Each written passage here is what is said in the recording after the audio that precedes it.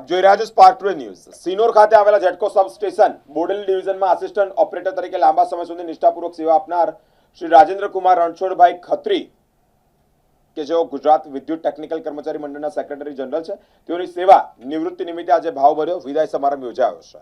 કાર્યક્રમમાં જેટકો સબસ્ટેશન સિનોર અને બોડેલી ડિવિઝનના ઇજનેરો, અધિકારીઓ, સાથી કર્મચારીઓને એબીએમસી ચેરમેન સચિન પટેલ, ઉપસરપંચ નીતિનભાઈ તેમજ આમંત્રિત મહાનુભાવો પણ ઉપસ્થિત રહ્યા છે। રાજુભાઈ ખત્રીને તેમના નિવૃત્ત જીવન માટે શુભેચ્છાઓ પાઠવી અને સ્વસ્થ જીવન જીવે તેવી મનોકામના પણ કરી છે। સિનોર નગરના રહીશ રાજેન્દ્રભાઈ રણછોડભાઈ ખત્રી આજરોજ એમની જે એનજીવીસીએલ જેટકોના કર્મચારી તરીકે વયનિવૃત્ત થઈ રહ્યા છે, આજે જેટકો અને એનજીવીસીએલ સિનોરના સૌ અધિકારી અને કર્મચારીઓ દ્વારા એમનો વિદાય સમારંભ યોજવામાં આવેલ હતો।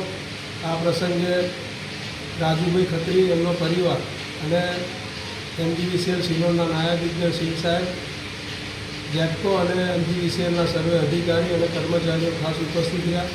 બધાએ રાજુભાઈએ જે એમની 98થી શરૂઆત કરી અને 2024માં નિવૃત્ત થતાં સુધીની જે એમની સેવાકીય કારકિર્દી છે એને બિરદાવી અને શુભેચ્છા આપી।